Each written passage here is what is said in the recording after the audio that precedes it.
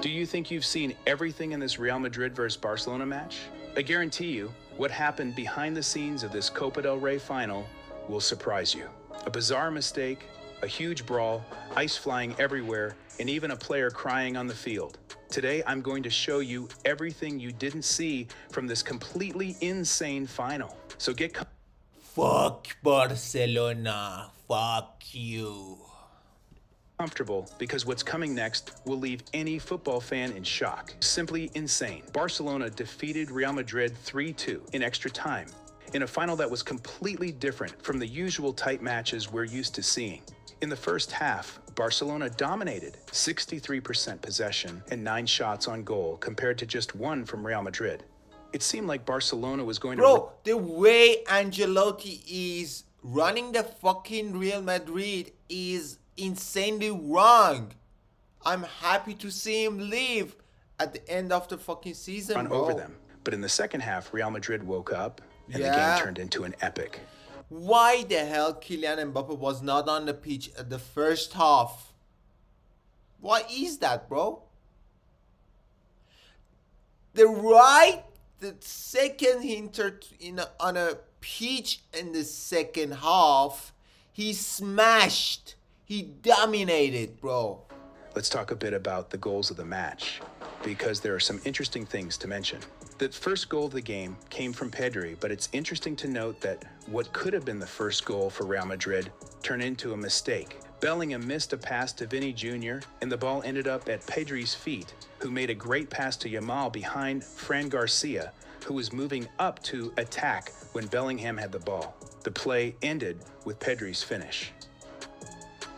In the second half, Real Madrid improved a lot with Mbappe's entry, and they tied the game with a beautiful free kick from Mbappe. Then took the lead with Tchouaméni's header from a corner. It's worth mentioning that once again, Rodrigo, who was substituted for Mbappe, played a very poor and invisible game, unfortunately. Despite Real Madrid's dominance in the second half, Barcelona didn't give up. Ferran Torres equalized for Barcelona after another great pass from Yamal. Ferran Torres, you piece of Courtois, shit. who performs well, made a mistake on this play. Ferran Torres got past him and equalized the game. Unfortunately for Real Madrid, Courtois, who is usually brilliant, made a mistake here. Then, in extra time, another fatal mistake from Real Madrid led to the third Barcelona goal. Modric tried to pass to Brahim Diaz, who... Modric, I was expected so much more from you because you are the most experienced person in Real Madrid as a UCL player.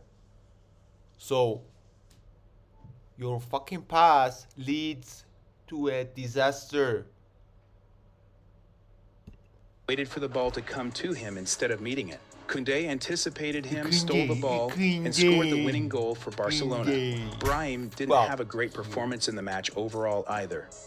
Right after Koundé's goal, and in the fuck all Barcelona. Fuck. final minutes of I wish this city would turn to ashes. extra time, the atmosphere on the field simply exploded. It all started with an uncalled foul on Real Madrid, which made the son of a bitch referee. Son of a bitch. It was 100% goal opportunity. team even more frustrated. The players rushed to the referee, protesting intensely, and that's when a big brawl began. In the middle of the chaos, what no one expected happened. Rudiger, completely out of control, grabbed an ice ball and threw it at the referee. The damage was so significant. He did the right thing. Yes? That are trying to sign, and according to Cope Radio, the referee gave out 3 red cards at once: Rudiger, Lucas Vazquez, and Bellingham. And to make things even worse, even before the final whistle, Rafinha started celebrating on the field, but Valverde didn't like that at all. There was also a scuffle between the Spanish players Gavi and Raúl Asensio. The two exchanged words before the final whistle, and right after the referee blew the whistle, Gavi went straight to Asensio to provoke him.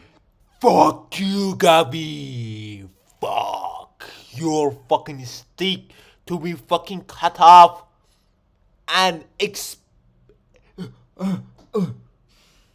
make your fucking medical for your match, for your football career expired.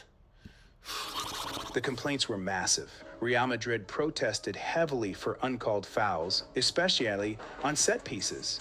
There was also a big discussion about an imaginary What the foul hell? on Just tell me what the hell was that? Why all the fucking referees blow the whistles in favor of fucking Barcelona? Why is that, bro? Mbappe at the end of the match, which caused a huge confusion and led to Rudiger's expulsion.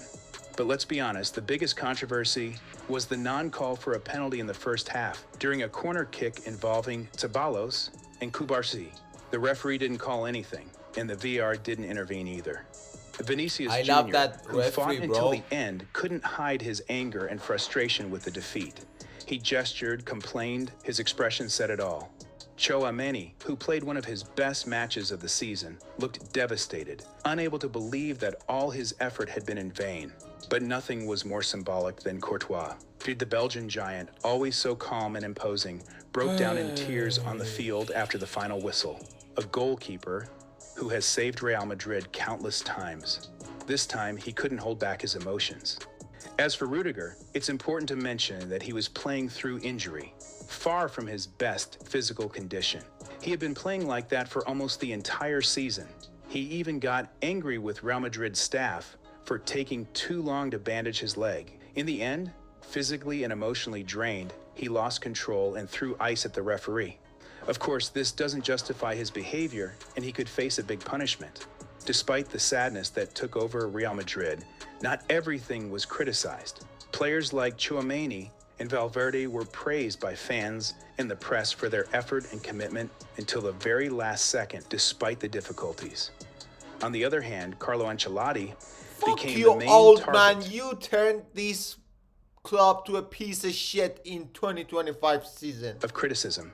Many pointed out that poor management of the season, particularly not betting on young talents, Bro, the fucking Angelotti just states that he doesn't give order or any specific strategy to the Vinicius, Mbappe, and Jude Bellingham, and he just let them to find their fucking piece on the pitch to pass together or connect. Why the hell is that? So why the hell is you placed in that such a position? like Arda Güler and Endrick, cost the team dearly in the most decisive moment. The truth is that the feeling within the club is clear. Ancelotti will not stay as manager after this season.